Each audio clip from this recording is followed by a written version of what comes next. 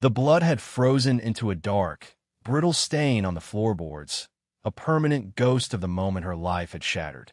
Alara knelt, her fingers hovering just above the ugly patch of splintered wood.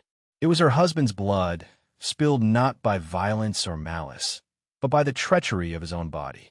A cough, a spray of crimson, and he was gone, leaving her a widow at 21 in a world that had no mercy for women alone. That had been 6 months ago, and the cold of that loss had seeped into the very marrow of her bones, a chill that the meager fire in the stone hearth could never quite banish. The wind, a constant predator in these high, jagged teeth of the mountains, shrieked like a tortured soul against the rough-hewn logs of the cabin, a constant reminder of their isolation. Her grief was a luxury she could no longer afford. Her husband, Daniel, had been a good man, a kind man, but a trusting one. He had left her not with savings, but with the crushing weight of his father's last, desperate folly, a gambling debt to a man who collected souls as currency. Bartholomew Thorne, a name that tasted like ash in her mouth. Thorne was a land baron, a financier from the burgeoning town down in the valley, a man who wore tailored suits and a smile that never reached his cold, calculating eyes.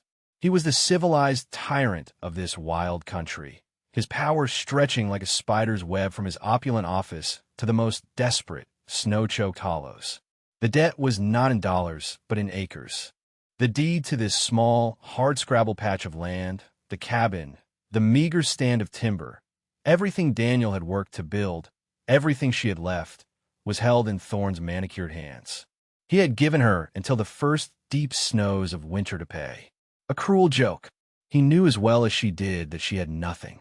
She and her younger sister, Lily, were living on stored potatoes, salted venison from Daniel's last hunt, and the dwindling hope that a miracle might fall from the sky the color of bruised iron. A floorboard creaked behind her. Alara flinched, her heart leaping into her throat. She rose slowly, turning to see Lily standing in the doorway of the single small bedroom, her small form wrapped in a threadbare quilt. At 7 years old, Lily was all wide, frightened eyes and a frame as delicate as a bird's. The mountain sickness that had taken their mother years ago had left a permanent fragility in her, a shallow breath that sometimes hitched in her chest and sent a spike of terror through Alara's heart. "Is the wind angry, Alara?" Lily's voice was a whisper, easily swallowed by the howl outside. Alara forced a smile, crossing the small room to smooth the tangled blonde hair from her sister's forehead. "The wind is just singing a loud song tonight. It's nothing to fear. Go back to sleep." "I heard a horse," Lily murmured, her eyes drifting to the shuttered window. "A big one." Alara's blood ran cold. No one came this high up the mountain once winter began to set its teeth. No one but a man coming to collect. The knock on the door came a moment later, not a polite rap but a hard, imperious thud that seemed to shake the entire cabin. It was the sound of ownership, the sound of doom. Lily whimpered and buried her face in Alara's worn dress. Alara held her tight, her own breath catching. The miracle had not come. The monster had. She knew who it was before she slid the heavy wooden bar from its brackets. The door swung inward on protesting leather hinges, dragged open by a gust of wind that carried a flurry of stinging snow with it. Bartholomew Thorne stood on her threshold, a figure of dark, implacable wealth against the swirling white of the nascent blizzard. He was flanked by 2 men, hulking shapes in heavy oilskin coats, their faces lost to the shadows of their hat brims.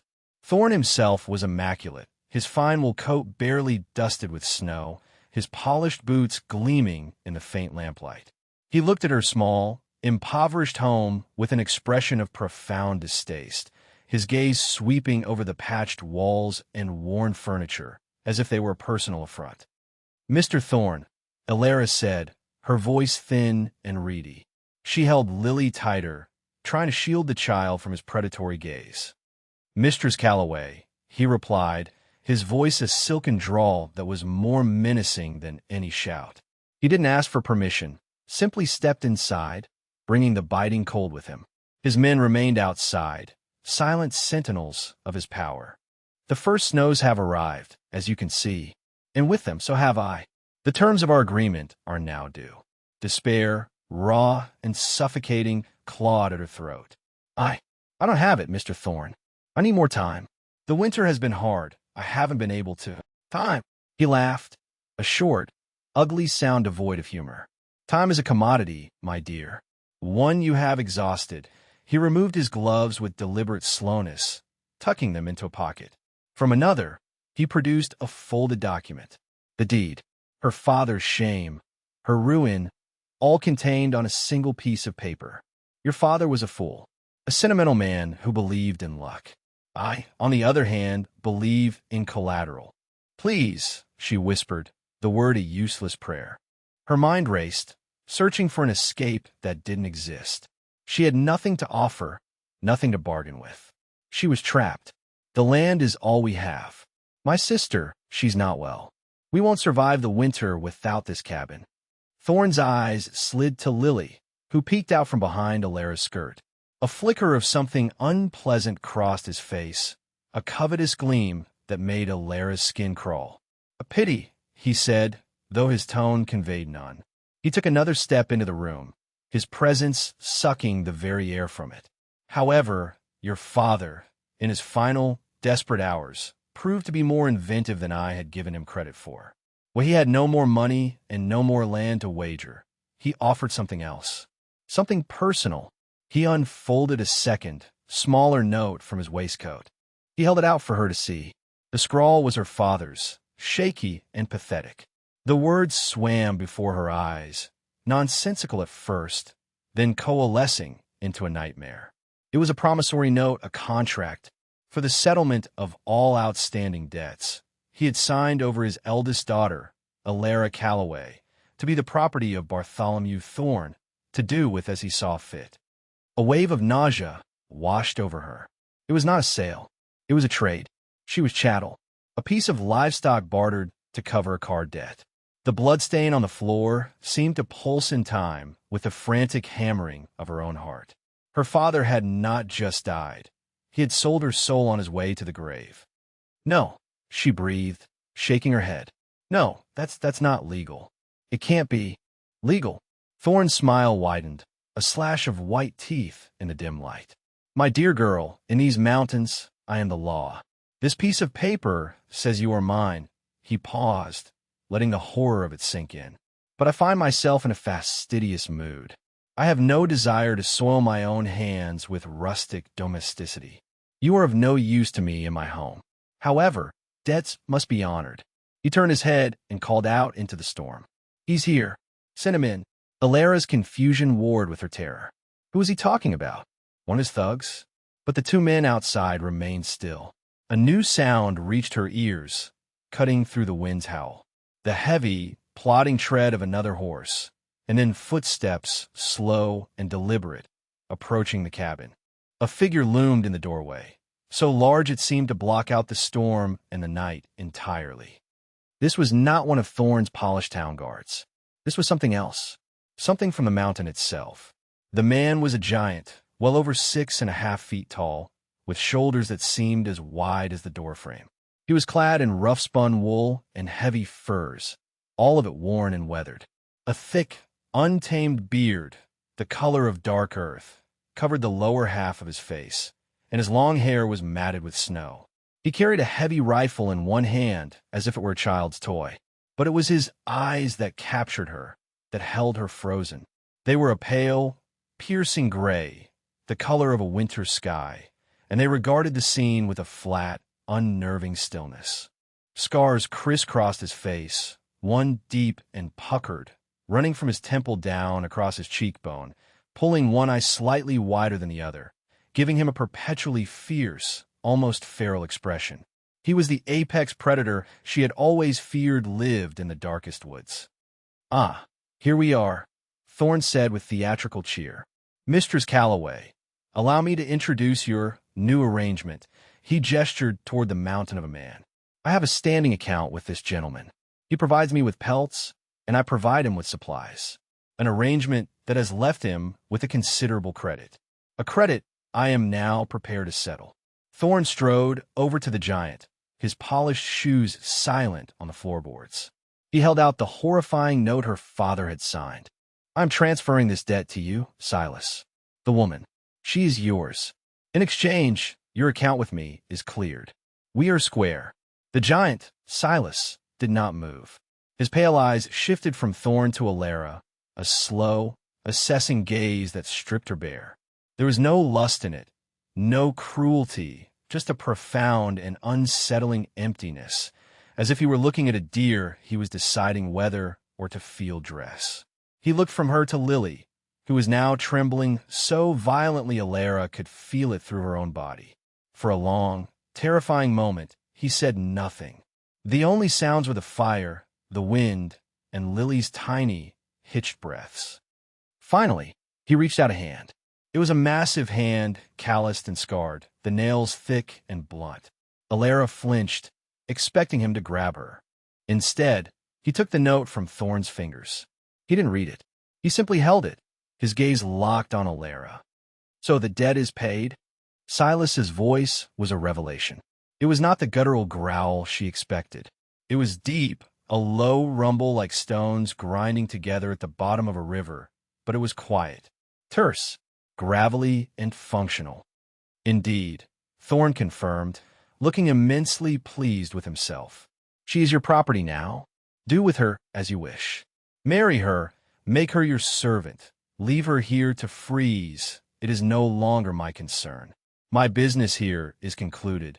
He clapped his hands together as if sealing a particularly satisfying deal and turned to leave. Alara's paralysis broke. No, she cried, a raw, desperate sound. You can't. You can't just leave me with him. She looked at the giant, at this wild, savage man of the mountains, and saw a fate worse than any she had imagined. He was a beast. He would treat her like one. Thorn merely paused at the door, a smirk playing on his lips. I believe I can. Enjoy the winter, Mistress Calloway. He stepped out into the swirling snow, his two henchmen falling in behind him. The door swung shut, leaving Alara alone in the dim, firelit cabin with her terrified sister and the man who now owned her. The silence that descended was heavier and more frightening than the storm. The giant, Silas, still stood by the door, the note clutched in his massive fist. He hadn't moved. He just watched her, his pale eyes unreadable. Alara's mind screamed. She was a bird in a cage with a mountain cat. She backed away, step by agonizing step, until her back hit the rough stone of the hearth. She pulled Lily behind her, her body a fragile shield. Please, she whispered, her voice cracking. Please don't hurt us. My sister, she's just a child. Silas's gaze flickered to Lily, then back to Alara. He looked at the note in his hand, then at the fire. With a slow, deliberate movement, he stepped toward the hearth. Alara squeezed her eyes shut, bracing for the inevitable violence. She heard a soft crinkle of paper, then a faint hiss. She dared to open her eyes. Silas had not moved toward her. He stood before the fire, his back to her. He had uncurled his fingers and dropped the note, her father's bill of sale, her chain, into the flames. She watched, mesmerized, as the paper blackened at the edges, the damning script curling into ash before being consumed by the hungry orange light. He had torn up the note, or rather, burned it. He had destroyed the contract. He turned his head, his profile stark and rugged in the firelight. The scar on his face was a canyon in the flickering shadows. The debt is paid, he rumbled, his voice low and final. He then looked around the small, cramped cabin, his gaze lingering on the drafty window frames and the thinness of the blankets on the single cot. The wind howled, rattling the shutters as if trying to tear them from their moorings. The storm is here. I'm not going anywhere. It was not a threat. It was a statement of fact. He was not her owner. He was not her captor. He was just a man, trapped by the same blizzard that held her prisoner in her own home. But as he turned fully toward her, his immense size filling the small space, his wild appearance unchanged, Alara felt a new kind of fear. Not of ownership, but of the unknown. The monster had burned her chains, but he was still in her house. The first hours were a torment of silence. Silas moved with a surprising economy for such a large man. He unslung a heavy pack from his shoulders, setting it on the floor with a soft thud. He leaned his rifle against the wall near the door, a silent promise of violence that made Alara's stomach clench every time she looked at it. He did not speak to her. He did not even seem to look at her directly, yet she felt his presence in every corner of the room, a heavy, oppressive weight. He was like a grizzly bear that had wandered into a rabbit hutch, the sheer scale of him making the familiar space feel fragile and unsafe. Alara remained by the fire, Lily curled in her lap, feigning sleep. Alara's mind was a maelstrom of confusion. Why had he burned the note? Thorn had given her to him. He could have claimed her, forced her, done whatever he pleased. The law, as Thorn had so cruelly pointed out, was a distant and meaningless concept this high in the mountains. This man operated by his own code, and she had no way of deciphering it. Was this a trick? A cruel game to lull her into a false sense of security before he revealed his true intentions? The animalistic comparisons came easily. He was a wolf, circling, testing, waiting for the moment to strike. He moved to the corner of the cabin, near the door, where the wind whistled through the chinks between the logs. From his pack, he pulled out a length of rope and a small, sharp-looking hatchet. Alara tensed, her hand tightening on the iron poker by the hearth. He paid her no mind. With methodical precision, he began tearing strips from a spare, ragged blanket he'd also produced. He used the hatchet to cut small, wedge-shaped pieces of wood from a log in the woodpile. Then, with a patience that seemed at odds with his savage appearance, he began to work, stuffing the strips of cloth into the wider gaps, hammering the small wooden wedges into the smaller ones. He was plugging the drafts. The shrieking of the wind lessened almost immediately. The bitter cold that had been seeping into the room began to recede. It was a simple, practical act, one Daniel would have done.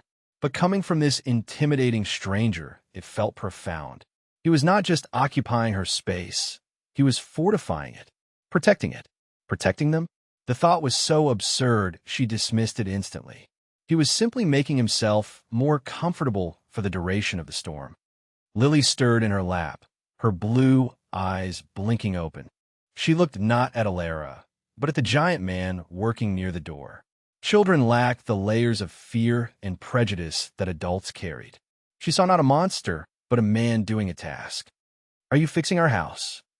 Lily's voice was small but clear in the now quieter room. Silas stopped his work. He turned his head slowly, his pale eyes finding the small girl in the firelight. For a moment, Alara thought he would ignore her, or worse, grunt something terrifying. Instead, after a long pause, he gave a single, curt nod. Lily was not deterred by his silence. "It's cold," she stated simply. Another nod. He went back to his work, his large, scarred hands moving with deftness and purpose. Alara watched him, her fear warring with a grudging respect. He moved with the savage grace of a cornered grizzly, every action deliberate and necessary. There was no wasted motion, no hesitation. He was a creature of survival, and he was applying those instincts to her home. When he had finished with the walls, he moved to the window shutter. He tested the latch, found it loose, and with a few tools from his pack, tools of a trapper and a woodsman, he reinforced it until it no longer rattled with every gust. The cabin became a sanctuary, a pocket of relative quiet and warmth carved out of the heart of the raging blizzard. He finally seemed satisfied. He returned to his pack and pulled out a slab of dried meat and a hard biscuit. He sat on the floor, his back against the wall he had just repaired, and began to eat, his meal as Spartan and functional as his movements. He had not asked for food. He had not approached the fire. He kept his distance, occupying his own small territory within the cabin.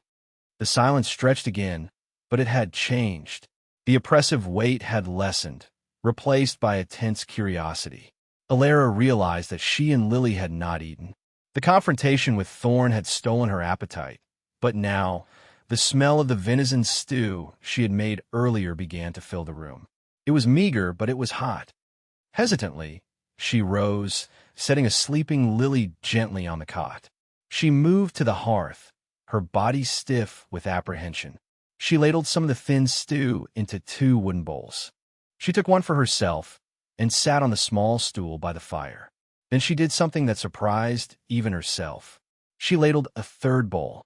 Her heart hammered against her ribs as she walked across the room toward him. He watched her approach, his chewing slowing, his pale eyes narrowed. He was a wild animal. You didn't approach a wild animal while it was eating. But he had fixed her wall. He had burned a note. He had answered her sister. These small acts warred against the terror his appearance inspired.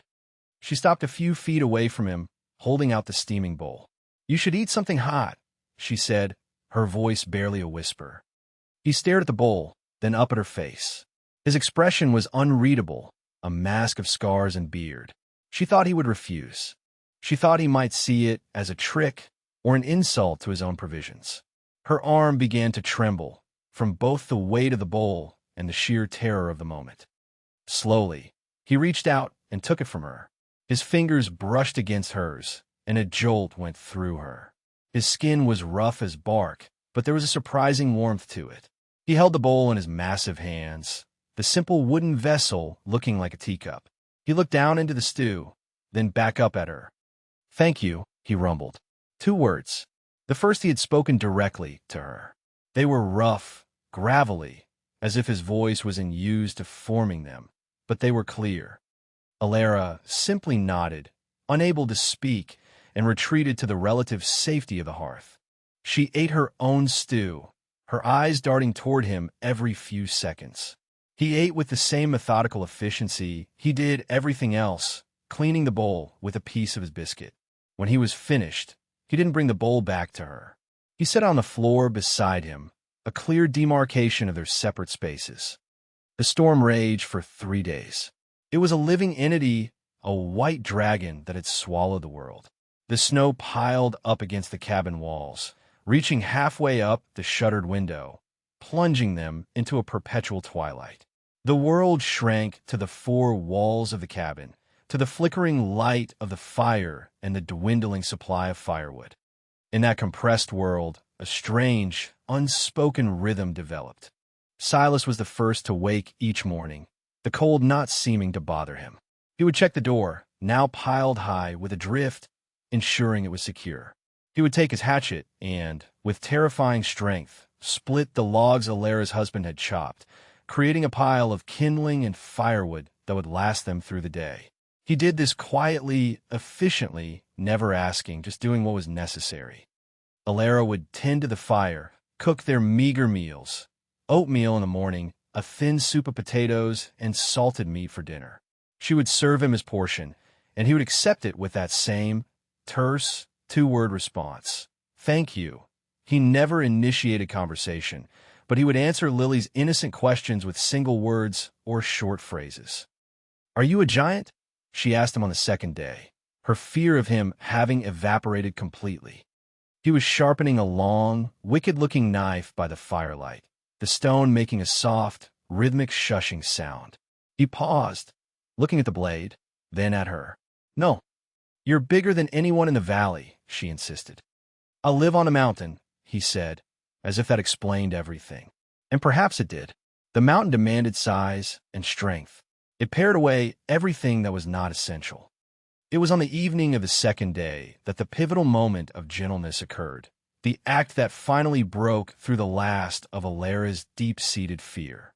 Lily had developed a cough, a dry, rasping sound that echoed the sickness that had haunted her all her life. As night fell, the cough worsened and a fever began to burn on her skin. Alara held her, wrapping her in every blanket they owned, her heart constricting with a familiar terror. She had no medicine, save for some dried willow bark tea, which seemed to be doing little. Lily was sleeping fitfully on the cot, her breathing shallow and ragged. Alara sat beside her, her hand on the child's hot forehead, her face a mask of worry. She was so consumed with her fear for Lily that she didn't notice Silas' approach. She only realized he was there when his enormous shadow fell over them. She looked up, startled, ready to shrink back. But he was not looking at her. He was looking at Lily, his brow furrowed. The fierce, feral light in his eyes was gone, replaced by something else. A flicker of concern? Or perhaps memory. He knelt, a gesture that seemed to require a conscious effort from his large frame, bringing his face level with the sick child. He reached out his hand, the one that had taken the note from Thorn, the one that could split a log with a single blow. Alara flinched, but he didn't touch Lily. Instead, his rough fingers gently, so gently, tucked a stray corner of the quilt more snugly around Lily's shoulder. It was a small gesture, almost nothing, but the tenderness in it, the unexpected, profound gentleness in that massive, scarred hand, was like a physical blow to Alara. It shattered the image of the monster she had so carefully constructed in her mind. A monster would not show such care. A beast would not know such tenderness. He then rose and went to his pack. He rummaged inside and produced a small leather pouch. He brought it to Alara. "Pine needles," he rumbled, holding out the pouch. "And horehound. Boil them in water. Have her breathe the steam. It will help her chest." Alara stared at him, speechless. These were mountain remedies, the knowledge of man who lived and breathed this wilderness. He was offering her his knowledge, his help. She took the pouch, her fingers brushing his again. This time, she didn't pull away. "Thank you," she whispered, her voice thick with emotion. He just gave another of his curt nods and retreated to his spot by the wall, wrapping himself in a heavy fur pelt and closing his eyes, granting her the privacy to tend to her sister. Alara did as he said, boiling the herbs in a pot over the fire. The sharp, clean scent of pine filled the cabin, a scent of life and resilience. She held the pot near Lily, letting the steam wash over her face. After a while, Lily's breathing did seem to ease, the ragged edge smoothing out. The cough lessened. By the time the fire had burned down to embers, the child was sleeping deeply, peacefully, her fever slightly cooled. Alara sat in the near darkness, watching her sister sleep. The only light came from the glowing coals. Across the room, she could just make out the massive, still form of Silas. He was not a monster. He was a man who knew herbs, who fixed drafty walls, who tucked in sick children. A man who had burned the note that had declared her his property. A question burned in her mind, a question that had been growing since he dropped that paper into the flames. "Why? Why did you do it?" she asked, her voice soft in the quiet of the night. She thought he was asleep. For a long time, there was no answer. Then his voice came out of the darkness, low and rough. "Do what?" "The note," she said. "From Thorn. You burned it. He gave me to you. Why didn't you? Why did you set me free?" He was silent again for so long she thought he wouldn't answer. When he did, his voice was tight, laced with a bitterness that surprised her. No one should be owned. Not by a piece of paper. Not by a man like Thorn. The conviction in his words was absolute. It was the core of his code, the one she had failed to decipher. It was a simple, unbreakable law. He had not freed her out of kindness or pity. He had done it because the alternative was an offense against his entire being. This revelation opened another door between them. He was not just a wild man. He was a man of principle, perhaps of deeper principle than any of the civilized men in the valley below. "Thorn is a wicked man," she found herself saying, the words spilling out now that the dam of her fear had broken. "He preys on the desperate. My father, he was a good man once, but he lost my mother, and something inside him broke. He started gambling, trying to win back a life he'd already lost. He lost everything, and then he lost me. The shame of it washed over her again, hot and acidic. "Fathers can be fools," Silas said from the darkness. There was a new quality to his voice, a hint of personal pain. "My husband, Daniel, he tried to make it right," she continued, the need to speak, to be heard, overwhelming her. "He worked so hard on this land. He was building a life for us, for Lily. He promised he would pay Thorn back, that he would earn back the deed. Then he got sick.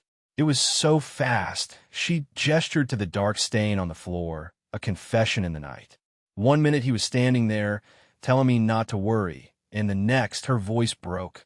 She waited for him to say something dismissive, to grunt and turn away. But the silence that followed was not empty. It was watchful, patient. He was listening. "I'm sorry," he said, the two words carrying an unexpected weight. "And you?" she asked, emboldened. Why are you here? Alone on this mountain? A log in the hearth shifted, sending up a brief shower of sparks. The light danced across his face, illuminating the deep scar. He did not look like a man who had chosen solitude for peace. He looked like a man who had been driven to it. Civilization is a lie, he said, his voice a low growl of old anger. It's a fancy suit worn by men like Thorne to hide the rot underneath. They have laws and contracts and pieces of paper, and they use them like clubs to beat down anyone who doesn't have as many. They talk of God and community, but they worship gold and power. He shifted, the fur pelt rustling. I had a family once, down in the flatlands. A wife, a son. The words were bitten off, as if they hurt his mouth to say. We had a small farm. Good land. A land baron wanted it. A man like Thorne. He couldn't buy it, so he found another way. He had the law on his side. He had a judge in his pocket. He produced a piece of paper, a forged survey, that said our well was on his property line. He fenced it off, in the middle of a drought. The story fell into the small cabin, piece by painful piece.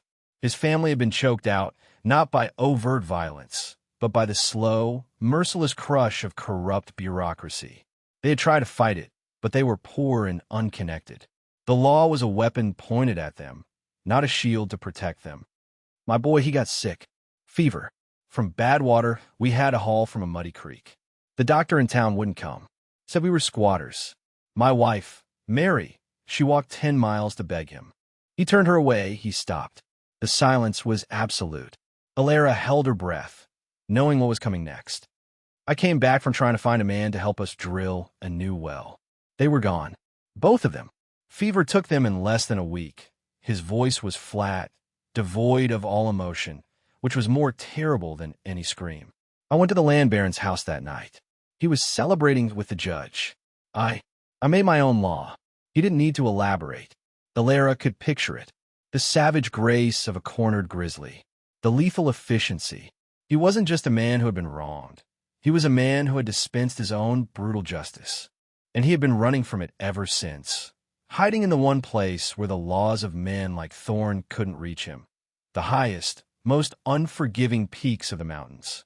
He wasn't a noble savage. He was an exile, a man who had lost everything and had nothing left but his own harsh code. In that moment, lying in the dark, two people from different worlds found a piece of common ground in their shared history of loss and betrayal. She saw past the scars and the intimidating size to the wounded man beneath. And perhaps, in her, he saw something other than a liability or a debt, a fellow survivor. The silence that followed was no longer tense or awkward. It was comfortable, a shared space of understanding. The blizzard that had trapped them together had also, paradoxically, begun to set them free. The next morning, the world had been reborn in white. The storm had broken, leaving behind a landscape of impossible beauty and treacherous depth. The snow was piled in immense drifts, sculpting the familiar terrain into something new and strange. Sunlight, brilliant and blinding, streamed through the gaps in the shuttered window, painting stripes of light on the cabin floor. The fragile truce forged in the darkness of the night held in the light of day. A subtle shift had occurred. When Silas moved about the cabin, Alara no longer flinched. When she handed him his bowl of oatmeal, their eyes met for a fraction of a second longer. A silent acknowledgement. They were no longer just a woman and a monster trapped together. They were Alara and Silas, two people waiting for the world to thaw. He spent most of the day outside, his powerful form a dark shape against the glaring snow. He dug a path from the door, his movements strong and sure, carving a canyon through the drift. He checked his traps, empty as expected after such a storm, and surveyed the area, his pale eyes scanning the silent, white-draped forest. He was assessing the situation, his survival instincts on high alert. Alara watched him from the doorway, Lily clinging to her hand. The child was much better, the fever gone, her breathing clear. She credited the pine needle steam, and by extension, the man who had provided it. He's like a big bear, Lily said, her voice full of awe. Alara smiled. Yes, she agreed. I suppose he is a bear, she thought. Solitary, powerful, dangerous when provoked, but also she was learning, fiercely protective of his territory and perhaps those he allowed within it. The thaw was slow. For 2 more days, they were marooned, the snow too deep for any real travel.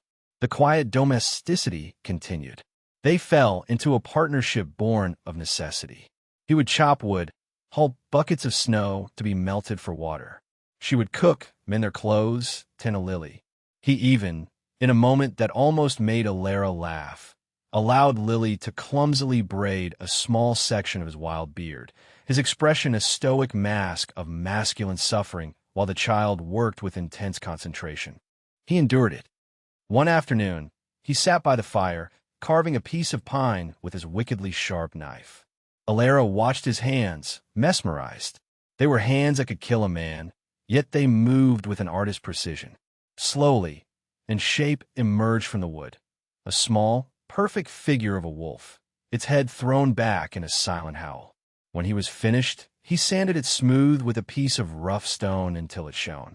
He held it out to Lily without a word. The child's gasp of delight was a bright, joyous sound in the quiet cabin. She took the small carving as if it were a holy relic, her small fingers tracing its elegant lines. She looked up at the giant, her face alight with pure, unadulterated adoration. "Thank you," she breathed. Silas just grunted, a sound that might have been embarrassment, and turned his attention back to the fire. But Alara saw the corner of his mouth twitch, just for a second. The bear had a soft spot. The knowledge warmed her more than the fire. On the 5th day after the storm, a visitor arrived. A man on snowshoes, his face ruddy from the cold. It was Jedediah, an old trapper who lived in a neighboring valley and sometimes passed through. He saw the smoke from the chimney and came seeking a hot drink and news. He stopped short when he saw Silas sitting by the fire. His eyes widened, and he gave the big man a wide berth. "Silas," he said, his voice a mixture of respect and fear. "Didn't expect to find you down this low. Thought you kept to the high peaks." "Storm," Silas said, his one-word explanation sufficient. Jedediah accepted a mug of hot willow bark tea from Alara, his gaze darting between her and the mountain man. He was bursting with news, and after a few pleasantries, it came spilling out. "You folks best be careful," he said, his voice dropping to a conspiratorial whisper. "There's trouble brewing down in the valley. Bartholomew Thorne, he's in a foul temper. Seems he had some arrangement up this way that didn't go as planned." He shot a nervous glance at Silas. "He's telling anyone who'll listen that the mountain man stole something from him. He's putting together a posse. Not lawmen. Hired guns. Hard men. Paying top dollar. He's saying he's coming up here to reclaim his property." Alara's blood turned to ice. Property. He still saw her as property. Her freedom had not been a transaction Thorne would recognize. It was a theft, and his wounded pride, his possessiveness, was driving him to an act of war. The fragile peace of their sanctuary was about to be shattered. Jedediah didn't stay long. He delivered his warning, finished his tea, and was gone, a man who knew better than to be around when trouble came calling. The moment he disappeared over the snow-covered ridge, the atmosphere in the cabin changed. The quiet comfort vanished, replaced by a thrumming, electric tension. The threat was no longer a ghost from the past. It was a physical force, mobilizing, marching toward them. Silas rose to his feet, his entire demeanor transformed. The quiet, watchful man was gone. In his place stood the predator. He moved to the door and looked out, not at the snow, but at the approaches to the cabin. His eyes narrowed, calculating angles, sight lines, and fields of fire. "He'll come from the south," he said, his voice flat and hard. "It's the only path a group of horses can manage in this snow. They'll be slow, but they'll get here. Maybe by tomorrow nightfall." Alara's stomach churned with terror. "What are we going to do? We can't fight a posse of hired guns. We should run. Hide in the woods." Silas turned to look at her, his pale eyes boring into hers. "Run where? In this snow? With a child? We wouldn't last a day. They'd track us down like rabbits." "No." He shook his head, a final, resolute movement. We don't run. This is good ground. Defensible. We make our stand here. The certainty in his voice was absolute. There was no fear in him, only a cold, hard resolve. He was not a man who ran from a fight. He had built a fortress against the storm, and now he would use it as a fortress against men. "We," she whispered, the word catching in her throat. "You mean you're staying? This isn't your fight. Thorn wants me, not you. You could leave. No one would blame you." He looked at her, then at Lily, who was watching them with wide, frightened eyes, clutching her small wooden wolf. A long moment passed. He looked around the small cabin, at the walls he had sealed, at the hearth where they had shared their stories. This place, for a few short days, had been his sanctuary too. "He called you property," Silas said, his voice a low growl. "He sent men to take what isn't his. This is my fight." His gaze met hers, and in it, she saw not just resolve, but a fierce, terrifying protectiveness. He was not just defending a principle anymore. He was defending her. He was defending their fragile, makeshift family. The next 36 hours were a blur of grim preparation. The domestic rhythm was replaced by a martial one. Silas was a commander preparing for a siege. He directed Alara with the same terse efficiency he did everything else. "Bar the back window. Use the table. Brace it with the woodpile logs. Melt all the snow you can. We'll need water. Fill every bucket, every pot. Bring the axe inside, and the poker. Keep them by the hearth." Alara obeyed without question, her fear channeled into frantic activity. She was no longer just a victim waiting for her fate. She was a soldier, following orders, preparing to defend her home. The transformation was happening, not through quiet reflection, but through the hard, physical work of survival. Then came the most significant moment of all. Silas took his heavy rifle from its place by the door. He checked the action, his movements fluid and practiced. He then went to his pack and pulled out a second weapon. A smaller, lighter carbine. It was worn, the stock scarred, but it looked well-oiled and brutally effective. He held it out to her. "Do you know how to use one of these?" he asked. Alara shook her head, her eyes wide. "Daniel had a hunting rifle, but he never let me touch it. He said it wasn't for women." A flicker of something, contempt, perhaps, crossed Silas's face. "He was a fool," he stated flatly. "A weapon doesn't know if it's held by a man or a woman. It only knows who points it." He spent the next hour teaching her. He showed her how to load the carbine, how to work the lever action, how to sight down the barrel. He made her practice, over and over, the movements clumsy at first, then smoother, more certain. He placed a small tin can on a stump 50 yards from the cabin. "Don't pull the trigger. Squeeze it. Slow, like you're squeezing the last drop of water from a cloth. And don't close your eyes. Watch it hit." She was terrified of the noise, of the recoil, but her terror of Thorn and his men was greater. She took a deep breath, lined up the sights as he had shown her, and squeezed. The rifle kicked against her shoulder, a hard, brutal punch. The explosion was deafening. But 50 yards away, the tin can jumped into the air. She had hit it. A surge of something fierce and powerful went through her. It was not joy. It was power. The raw, tangible power to affect the world at a distance. The power to fight back. Silas gave a single, approving nod. "Good. You'll stay by the side window. You don't fire unless I tell you, or unless one of them is coming through that window. If they come through the window, you don't hesitate. You shoot until they stop moving. Do you understand?" "I understand," she said, her voice steady. The fearful, pleading woman who had faced Thorn was gone. In her place was someone else, someone harder, someone who had held a weapon and hit her target.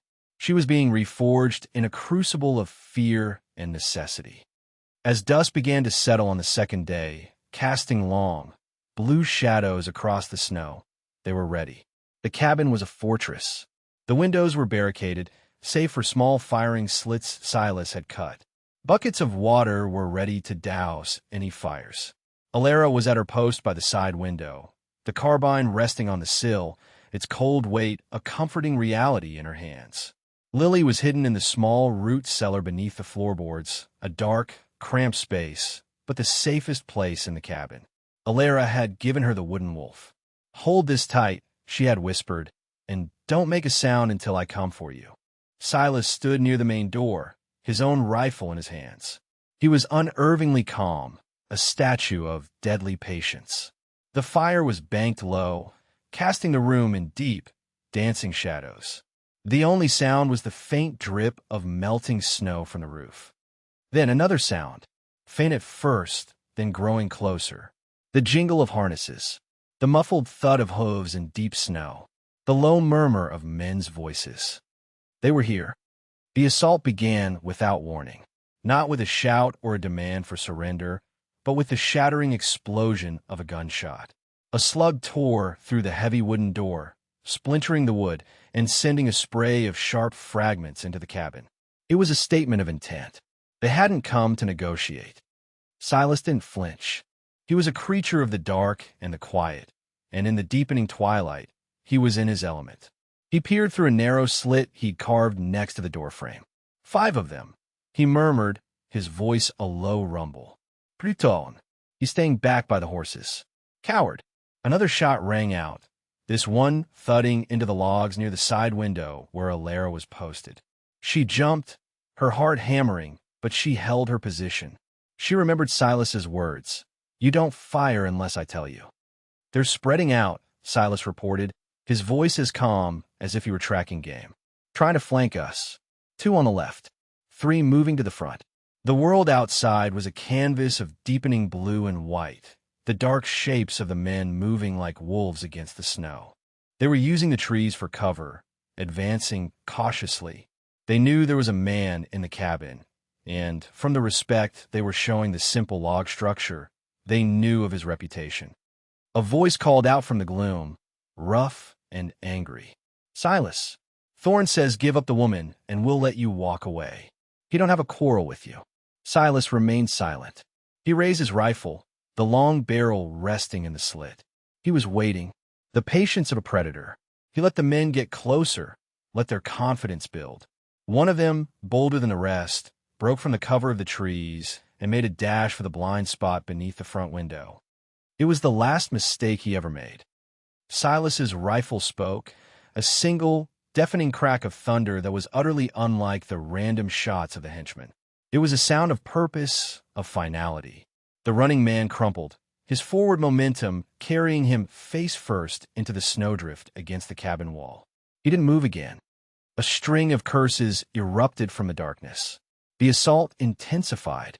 A volley of shots hammered against the front of the cabin, the lead slugs chewing at the thick logs. The men were angry now, their professional caution replaced by a furious desire for revenge. "Left side," Silas said, his voice tight. "They think it's weaker. Alara, get ready." She gripped the carbine, her knuckles white. She could hear them now, the crunch of their boots in the snow just outside her window. A dark shape loomed, pressing against the barricaded shutter.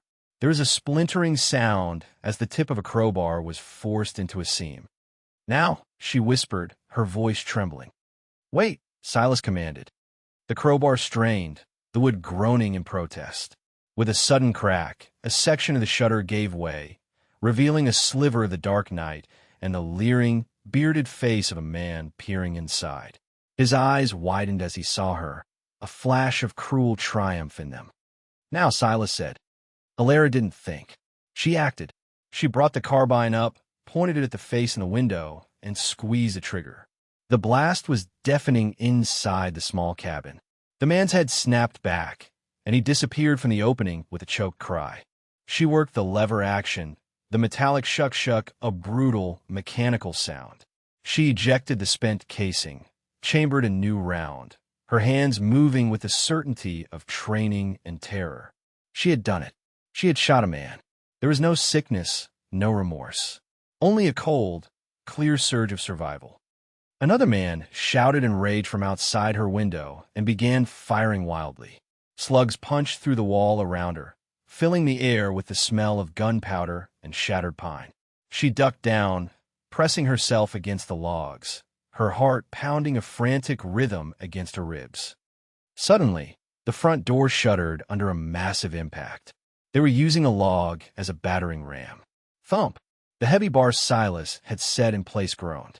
Thump! A crack appeared in the thick planks. Silas moved away from his firing slit. He grabbed the heavy wood axe from beside the hearth, its polished head gleaming in the firelight. He stood to the side of the door, his massive form melting into the shadows.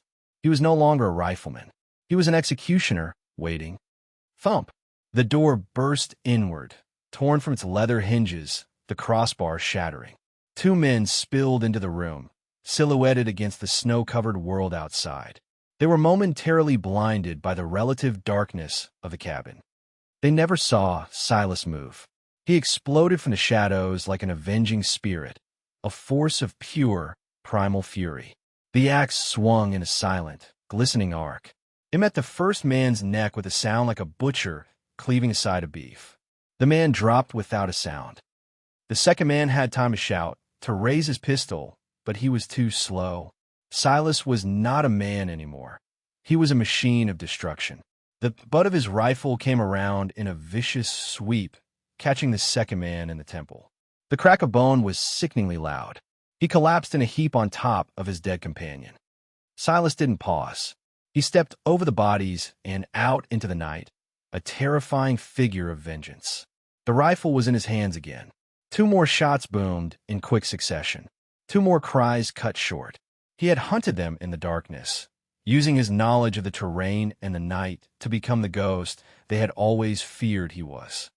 Silence descended, a profound, ringing silence, broken only by the whisper of the wind and the crackle of the fire. The immediate battle was over. Alara rose slowly from her position, the carbine still clutched in her hands. The cabin was a wreck. The door was destroyed, the air was thick with the acrid smell of gunpowder, and two dead men lay on her floor. The sanctuary had been violated irrevocably. She looked out the broken shutter. In the pale moonlight, she could see the dark shapes of the other fallen men scattered in the snow. And then she saw Silas, standing over the last of them, his rifle held loosely at his side. He was scanning the woods, ensuring the threat was truly neutralized. But it wasn't. A movement near the horses caught her eye, a figure detaching itself from the shadows. Bartholomew Thorne. He had not fled. He had been waiting, his cowardice a form of cunning. While his hired guns fought and died, he had circled around to the back of the cabin. He carried a small, silver-plated pistol, a gentleman's weapon. Silas! Alara screamed, a raw cry of warning. But Thorne wasn't going for Silas.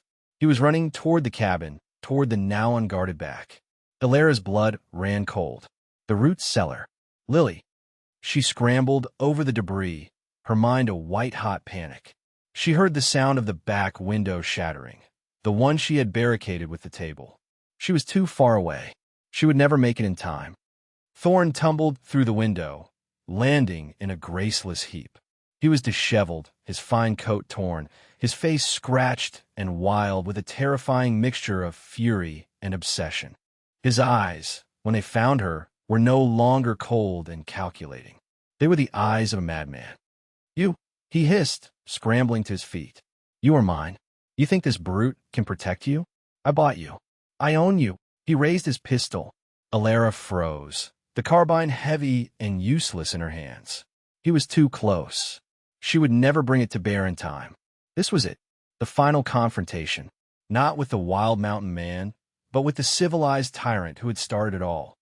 He lunged for her, not to shoot, but to grab her. His face was contorted in a mask of possessive rage. "You will learn to obey me." In that split second, as his hands reached for her, the woman she had been died completely. The fear, the grief, the helplessness, it all burned away, cauterized by a pure, unadulterated fury. She was not property. She was not a victim. She was a survivor. She was a protector. Her gaze flickered past him to the hearth. She sidestepped his lunge, her movement surprisingly agile. As he stumbled past her, she grabbed the heaviest, most domestic tool she owned, the cast-iron skillet, still sitting on the edge of the hearth. It was heavy, solid, an extension of her home, her kitchen, her life. Thorne turned, surprised by her defiance, his mouth opening to spit another threat. Alara swung the skillet with all the strength in her body.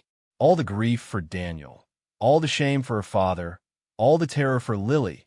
She poured it all into that one desperate final act. The iron met his temple with a sickening, hollow thud. Thorne's eyes went wide, the madness in them replaced by a look of profound, stupid surprise. The silver pistol clattered from his limp fingers. He stood there for a second, swaying, a marionette with its strings cut. Then he collapsed to the floorboards, landing just inches from the old, dark bloodstain of her husband. A new stain, dark and wet, began to spread from beneath his head. The silence in the cabin was absolute. Alara stood over him, the heavy skillet still in her hand, her breath coming in great, ragged gasps. Her entire body trembled, not with fear, but with the violent aftermath of adrenaline. The resurrected phoenix. She had faced her demon, the source of all her suffering, and she had defeated him. Not with a rifle, not with a man's weapon, but with a piece of her own hearth. Footsteps crunched in the snow outside. Silas appeared in the ruined doorway, his huge frame blocking the moonlight. His rifle was lowered. His pale eyes took in the scene in a single, sweeping glance. The dead men, the shattered room, Thorne's unmoving form on the floor, and Alara, standing over him, skillet in hand, her face streaked with soot, her eyes blazing with a fire he had never seen before. He looked at her, and for the first time, a flicker of something akin to awe appeared on his scarred face. He had seen her as something to be protected. He had been wrong. She was a survivor, as fierce and as dangerous as any predator on this mountain. He looked at the man on the floor, then back at her. "Is he?" Silas started, his voice rough. Alara knelt, her hand shaking as she reached for Thorne's neck. She found a pulse, faint but steady. "He's alive," she said, her voice hollow. She had not become a killer. She had become a fighter. There was a difference. A small, muffled sound came from beneath the floor. A whimper. "Lily." The sound broke the spell. Alara dropped the skillet with a clang and scrambled to the trapdoor, her hands fumbling with the ring. She pulled it open. "Lily? It's me. It's over. You can come out." The small, pale face of her sister appeared in the opening, her eyes wide with terror, her knuckles white where she clutched the small wooden wolf. Alara pulled her out, holding her in a fierce, desperate embrace, burying her face in the child's hair, breathing in the scent of her, assuring herself that she was real, that she was safe. Silas watched them, a silent giant in the doorway. He looked at the carnage he had wrought, the bodies of the men he had killed without a second thought. He looked at the woman who had faced down her own tormentor and won. And he looked at the child clinging to her. He saw not a victory, but a complication, a world of feeling and connection he had abandoned long ago. The fight was over. His duty was done. And in that moment, he felt the familiar, lonely pull of the high peaks, the call of the solitude that had been his only companion for so long. The aftermath was a grim, quiet affair. The world was cold and still, the moon casting a detached, silver light on the carnage. Silas moved with a grim purposefulness, dragging the bodies of the henchmen away from the cabin and into the deep snows of the forest. It was a brutal, necessary task, one he performed with the same dispassionate efficiency with which he had dispatched them. He left Thorne where he lay, bound securely with rope from his own pack. The man had begun to stir, moaning, but he was no longer a threat. He was just a man with a broken head and shattered pride. Inside, Alara worked to restore some semblance of order from the chaos. She righted the overturned table, swept the splinters of wood and glass into the fire, and scrubbed at the fresh bloodstain on the floor, her movements mechanical. She worked to erase the violation, to reclaim her home. Lily, pale and silent, sat on the cot. Watching her, her small wooden wolf held in a death grip. The terror of the night had stolen her voice. When Silas returned, the cabin was as clean as she could make it, though the shattered door and broken window were stark reminders of the violence. He didn't speak, but went to the door and began to work on a temporary repair, using the splintered planks and his own tools to fashion a crude, but effective barrier against the night. The sounds of his hammering were the only sounds that broke the heavy silence. Alara put Lily to bed, tucking her under the blankets and humming a soft lullaby until the child's tense body finally relaxed into an uneasy sleep. Then she sat by the dying fire, her body aching with a profound exhaustion that went bone deep. She watched Silas work. He was a creature of immense and brutal competence. He had saved them. He had stood as a bulwark between them and a terrible fate. And now, he was repairing the damage, just as he had repaired the drafts from the storm. When he was finished with the door, he came and stood by the hearth, warming his hands. The silence stretched between them, no longer comfortable, but filled with the unspoken reality of what came next. The threat was gone. The reason for their alliance had been resolved in a storm of blood and gunpowder. In the morning, he said, his voice low, not looking at her, but at the glowing embers, "I'll take Thorn down to the valley. There's a marshal in Three Forks, an honest man. I'll turn him over. He'll answer for what he did." Alara nodded. It was the right thing to do, the civilized solution to a savage night. "And the others?" she asked quietly. "The mountain will claim them," he said, his voice flat. It was a cold, hard truth. Winter and wolves would erase all trace of them by spring. No one will come looking for them. The final loose end was tied. The story was over. Alara felt a sudden, sharp pang of something she could only identify as loss. He was talking about leaving. The thought left a hollow space in her chest. As if reading her mind, he continued, "Once Thorn is dealt with, I'll be heading back up. To my own lands." He was speaking of the high peaks, the solitary, windswept ridges where he had made his home. He was returning to his exile. His duty here was done. He was a man accustomed to being alone, a man who believed he belonged there. He had entered her life to settle a debt and been caught in a storm. Now both storms had passed. It was time for him to go. This was the crossroads, the choice. She could let him walk away. She could thank him for his help and return to her quiet, lonely life, forever grateful to the wild man who had saved her. She would be safe. She would be free. But she would be alone. The cabin, which had felt like a sanctuary with him in it, suddenly seemed vast and empty at the prospect of his absence. The woman she had been would have accepted it. She would have nodded meekly, too timid to ask for more, too scared to want it. But that woman was gone, burned away in the crucible of the last week.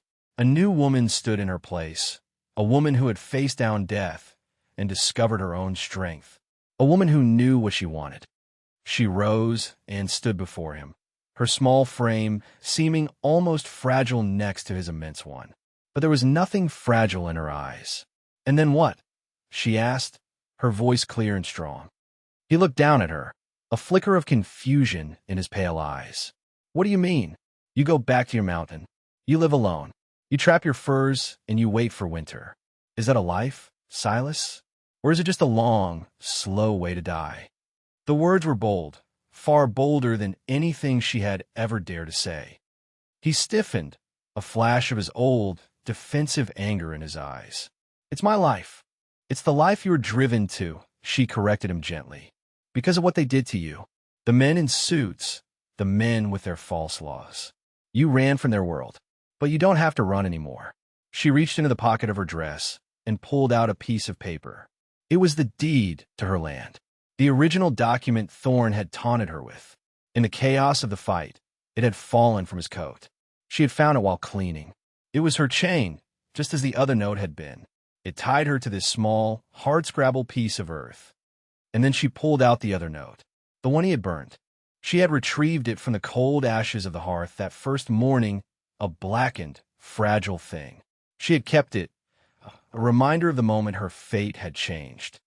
"You burned the note that said you owned me," she said, her voice dropping to a near whisper. "You set me free. You taught me that no one should be owned, not by a man, and not by a piece of paper." Before he could react, she did something that stunned him in his silence. She took the deed, the legal document that represented her entire world, her only possession, and she held it over the glowing embers of the fire. "Alara, no," he said, his voice a sharp command, reaching for her. She held up a hand to stop him. "This paper," she said, Her eyes locked on his. It says I own this land, but it's just another chain. It ties me to this place, to a life of scraping by, of being alone. It's a piece of paper from their world, Silas, the world of men like Thorn. And with a steady hand, she dropped the deed into the fire. It curled, blackened, and vanished into ash, just as her father's contract had. She was untethered.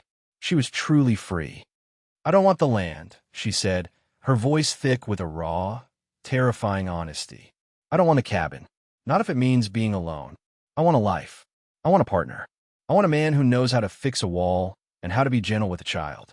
A man who believes that people shouldn't be owned. She took a step closer to him, her gaze unwavering. This was her plea, but it was also her promise. She was not a damsel in distress begging for a savior. She was a woman making a choice, offering a future. Your family was taken from you, she said softly. My family was taken from me. We're both broken. We're both survivors. Maybe two broken pieces can make a whole. She gestured around the small, battered cabin. This doesn't have to be my home. It could be our home. You don't have to be alone on your mountain, and I don't have to be alone in this valley. Stay, Silas. Stay with us. Build a life here. With me. With Lily. He stared at her, his face a mask of stone, but his eyes, his pale winter sky eyes, were a storm of emotions he had long suppressed. He saw his past, the ghosts of his wife and son, the long, lonely years of exile. And he saw a future he had never dared to imagine. A future with warmth, with laughter, with the quiet comfort of another person's presence. A future with purpose beyond mere survival. A future with a woman who had looked at the monster and seen the man. A woman who had just burned her entire world for the chance of building a new one with him. He had lived by a harsh, simple code for so long. Survive, trust no one, stay alone. She was asking him to break every rule he had. She was offering him something more dangerous and more precious than anything he had ever known. Hope. He looked over at the cot where Lily slept, the small wooden wolf on the blanket beside her. He looked at the repaired door, the walls he had sealed against the storm. He had already started to make this place his own. He had already started to care. He had fought for them not just out of principle, but because the thought of Thorn laying a hand on them had ignited a rage in him he hadn't felt since the day he'd lost his family. He had been protecting his home. He had been protecting his family. He just hadn't admitted it to himself. Slowly, as if moving against a great and powerful current, he reached out his hand, not to take something, but to give. He gently cupped her cheek, his calloused, scarred thumb stroking her skin. It was the first time he had touched her with deliberate, personal tenderness. The gesture was more profound than any vow. Alara, he said, his voice rough with an emotion he couldn't name. It was the first time he had said her name. And then he lowered his head and kissed her. It was not a gentle kiss.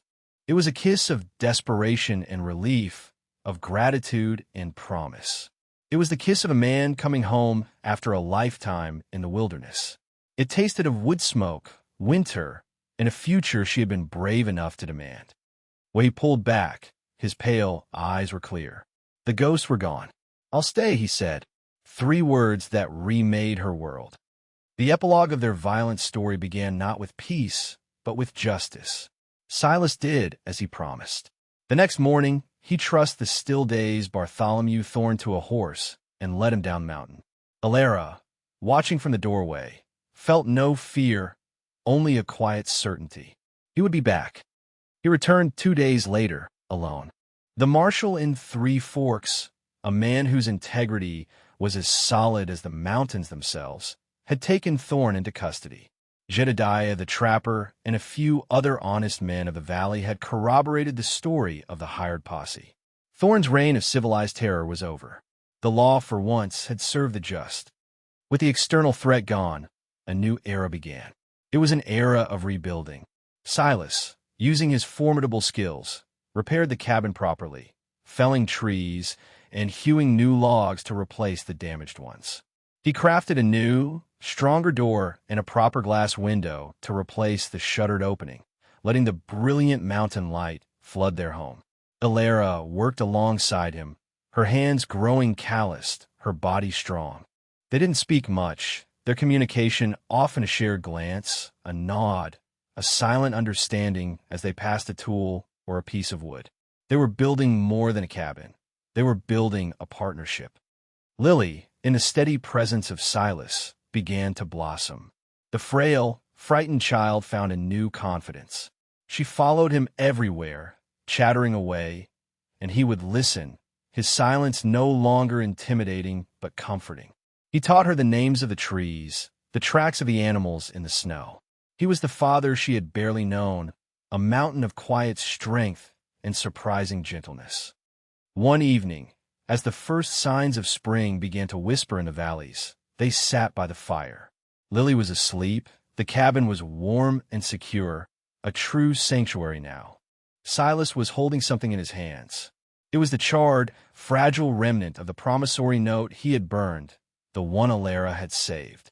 He looked at it, then at her. "You kept this," he said. "It wasn't a question." "It was the moment I knew you weren't a monster," she replied softly. "It was the beginning of everything." He looked at the blackened scrap of paper, the symbol of her sale and her liberation. Then, with a final, deliberate movement, he tossed it into the heart of the fire, where it vanished in a bright, brief flare. "That beginning is over," he said, his gaze finding hers. "This is the new one." He reached into his own coat and pulled out a small, roughly made object. It was a ring, carved from the same dark pine as Lily's wolf. It was simple, unadorned, but it was imbued with all the care and artistry he possessed. He held out to her. It was not a demand. It was an offering, a question. Alara's heart swelled. She didn't need a preacher or a piece of paper from a corrupt town. Their vows had been made in the crucible of a blizzard and a gunfight. Their contract was one of shared survival and mutual respect. She held out her hand, and he slid the wooden ring onto her finger. It fit perfectly. He was the noble savage, the gentle giant, a man who existed outside society's corrupt rules. He had been a solitary, feral figure, but in her, in this small family, he had found a purpose beyond survival. He had found an anchor, a home to protect, a reason to tame the wildness in his own soul. And she, the resurrected phoenix, had risen from the ashes of grief and abuse. She had been an impoverished, hunted fugitive, and through the trials of her bleakest winter, she had discovered a profound inner strength. She was no longer a victim, but a resilient survivor, a capable fighter, a fierce protector of the family she had chosen. He pulled her into his arms, his embrace strong and sure. They stood in the warm light of the fire, in the fortress they had defended and the home they had rebuilt. Outside, the jagged teeth of the mountains no longer looked like a threat, but like guardians. The wind no longer shrieked like a tortured soul, but sang a song of resilience and hope. They had faced the worst of men and the worst of nature, and had not only survived, but had found in each other a lasting peace, a love as wild and as strong as the mountain itself. Their future was unwritten, but it would be written together.